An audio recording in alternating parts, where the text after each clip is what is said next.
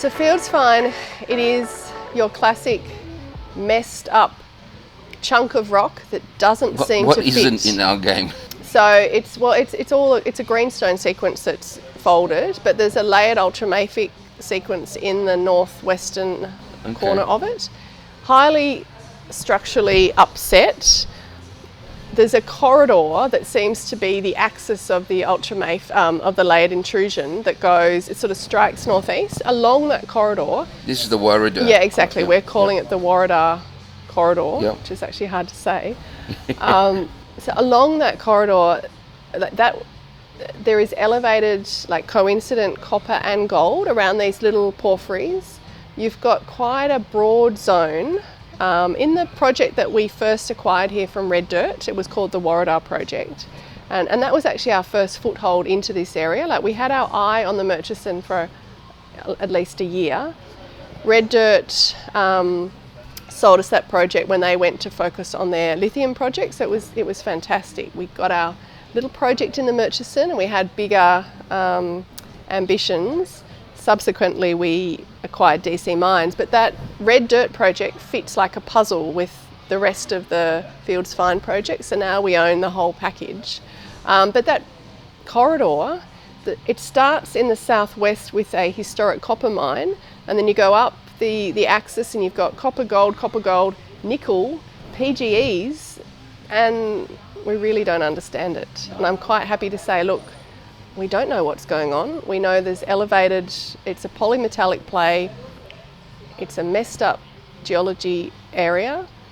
We will unravel the story and we will be drilling there pretty soon. So it's, I love that area. This whole copper thing, I mean, Deflector is a big copper gold project, right? And there's so much copper in the system that was held back that project for a long time. Definitely, and I didn't realise until I was talking to a few advisors in the last month or so, there's a lot of history with the whole copper gold deposits. Like, decades ago you couldn't process the copper with the gold, and it was not desirable. Like, people would come across copper with the gold and go, oh, let's walk away from this.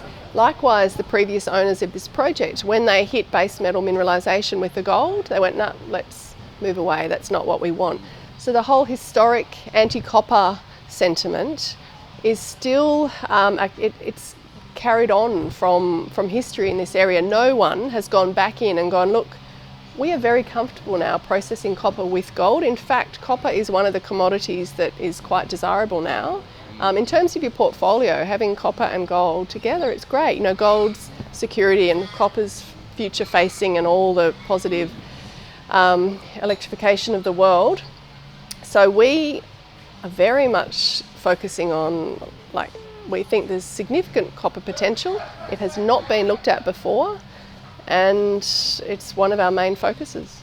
Yeah, I mean, in one of your slides where it says ample local analogues, I mean, you can see that they exactly, Deflector, Golden Grove, Mount Gibson, and the historic mine on our ground. I remember walking into Rothsay when I used to work with Silver Lake. It was a 10-gram dirt place, but not much around. It was almost neglected. Well, Rothsay, I love Rothsay as an analogue because it's high grade. Like, I think it's just under 11 grams per tonne. Is that right? 10.9. Yeah, exactly. Yeah. Its footprint is very small, but the rocks and the geometry of the greenstone at Rothsay is very similar. Like, it tracks, the same geometry tracks onto our ground. We've got this large area with very similar geology, hardly touched in terms of any deeper drilling. Rothsay, I think it goes down to 400 metres or 630. I think Deflector's 630, Rothsay is 400. That's the other thing. The mines in this area, they all tap deep. Capricorn's Mount Gibson, the mineralisation is down to almost a kilometre. Golden Grove, they're mining at 1,800 metres.